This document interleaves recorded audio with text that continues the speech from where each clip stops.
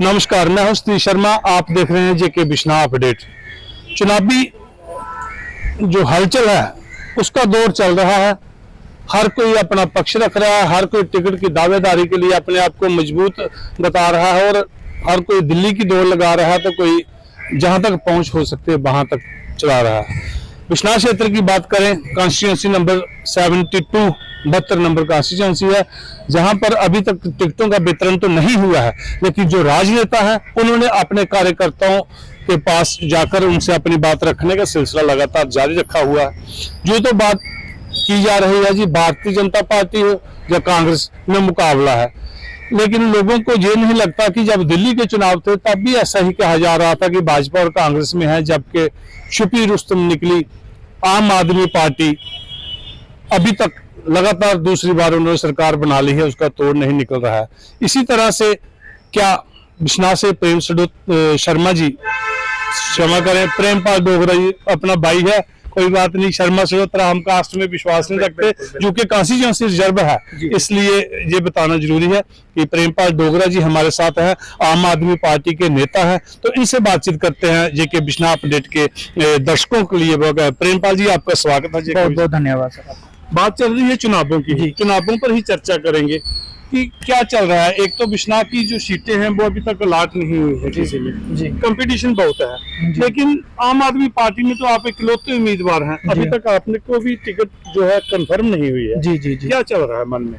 देखिए, मेरे मन में बिल्कुल स्पष्ट है और मैं बिल्कुल स्पष्टता से काम कर रहा हूँ, क्योंकि मैं पहले भी बोलते आया हूँ कि मैं यहाँ पे केवल एक MLA बनने नहीं आया, मैं यहाँ पे विधायक बनने नहीं आया, मैं केवल और केवल यहाँ का सेवक बनने आया हूँ।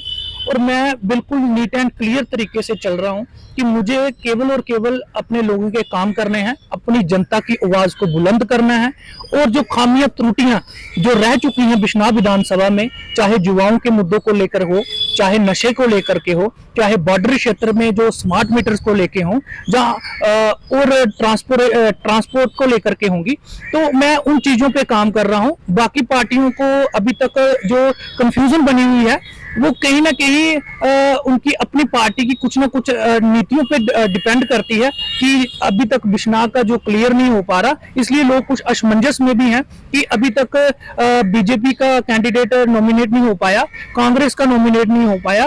और मैं एक चीज जो है भैया आपको सही बताना चाहता हूँ कि लोग ये चीज को बहुत क्लियर तरीके से देख रहे हैं कि ये दोनों पार्टियां जो हैं ये कहीं ना कहीं घबराहट में हैं और कहीं ना कहीं बौखलाहट में हैं कि बिश्नाह की सीट कहीं हमारी फंस ना जाए, इसलिए अभी तक ये जो विलंब हो रहा है। आप काफी अरसे से काम कर रहे हैं और अपनी पार्टी का जो मैसेज है लोगों तक पहुंचा रहे हैं।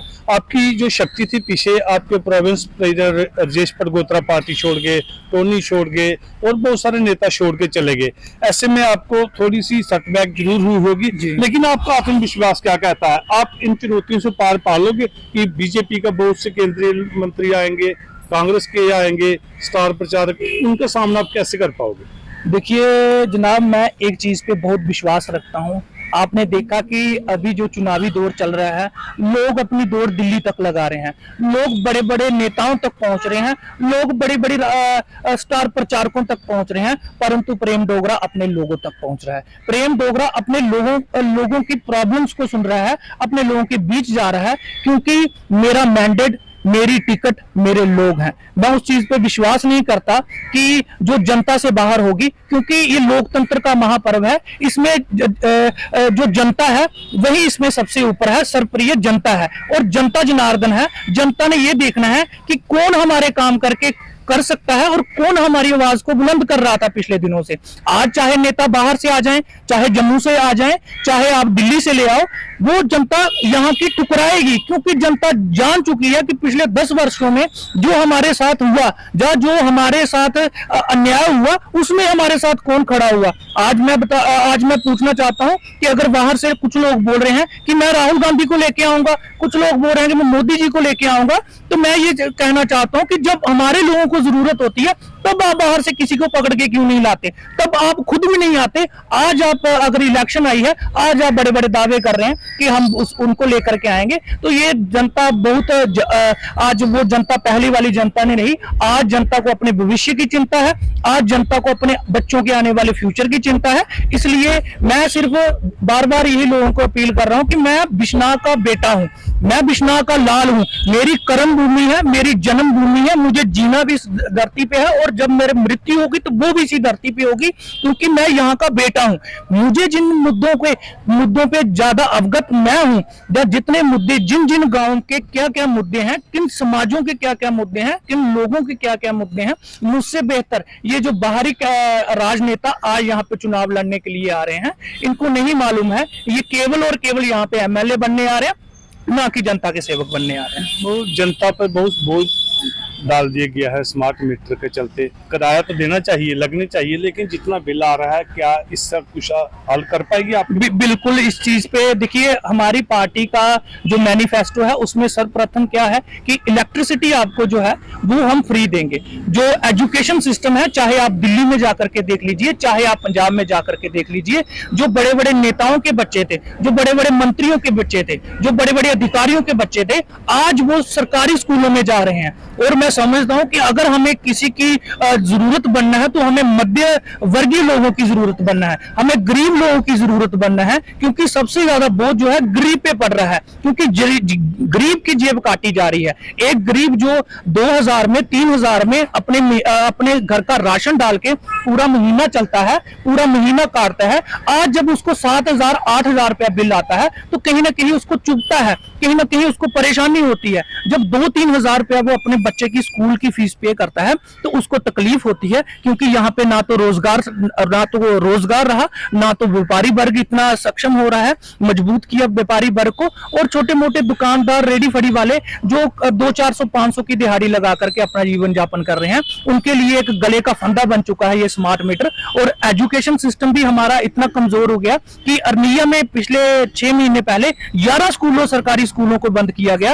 और आगे अगर हम इसी प्रक्रिया को चालू रखेंगे तो जनता को जो है बहुत ज्यादा नुकसान होगा। तो इसलिए जनता को इस बार समझना बड़ा जरूरी है कि हमें किन मुद्दों पे अपना नेता चुनना है, किन मुद्दों को लेकर के अपनी विधानसभा को आगे बढ़ाना है, और क्या क्या इशू रहेंगे जिस पे हमें काम करना है। हालांकि ऐसा होने वाला नहीं है, लेकिन अगर किसी वजह से आम आदमी पार्टी कहती है कि हम चुनाव नहीं लड़ेंगे या आपको वो टिकट नहीं देती, तब प्रेम डोगरा का क्या स्टैंड रहेगा? देखिए, मेरा स्टैंड लोगों के लिए बिल्कुल क्लियर एंड कट है कि वैसा चुनाव लड़ना है, अपने लोगों की बात करनी है, अपने लोगों को आगे लेके चलना है। क्योंकि बिश्नाह क्षेत्र का मैं ये कभी कभी ये सोचने में मैं मजबूर हो जाता हूं कि क्या बिश्नाह में ऐसा कोई काबिल इंसान नहीं है, क्या बिश्नाह में ऐसा कोई काबिल सदस्य नहीं है कि जिसको मैंडेट दिया जाए, जो अपने लोगों की बात करे। क्यों हमारी बात करने के लिए बाहरी लोगों को यहाँ पे भेजा जा रहा है? क्यों हमारी बात रखने के लिए दिल्ली से या जम्मू से लोग बुलाए जा रहे हैं? क्या हमारे लोगों में वो शक्ति नहीं है कि हम अपने लोगों की बात को आगे रखें, हम अपने लोगों की बात को, मुद्दों को जो है असेंबली तक पहुंचाएं? परंतु मेरे दिमाग में बिल्कुल क्लियर एंड कट ये बात है कि अपने लोगों की आवाज बुलंद करना। अगर ऐसा कहीं हो भी जाता है, भगवान ना करे ऐसा हो, अगर होगा भी तो प्रेम डोगरा अपने लोगों के साथ जो खड़ा है कभी पैर पीछे नहीं करेगा। आपका मुख्य मुकाबला किससे आप देखते हैं?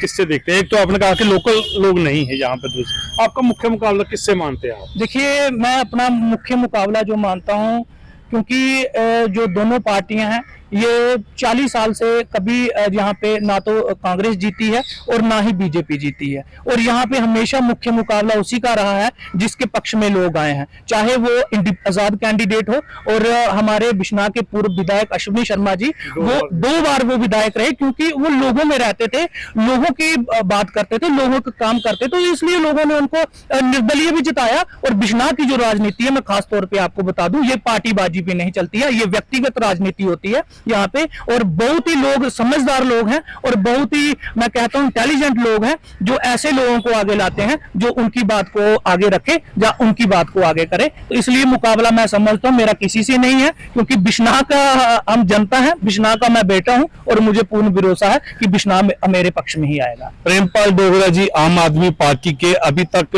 जो कार्यकर्ता हैं। उम्मीदवार अभी मैं नहीं कहूंगा, ऑफिशियली हमको डाटा चाहिए होता है, आर्डर उसकी जो टिकट का मैंडेट का होता है वो चाहिए होता है, अभी तक मैं नहीं कहूंगा।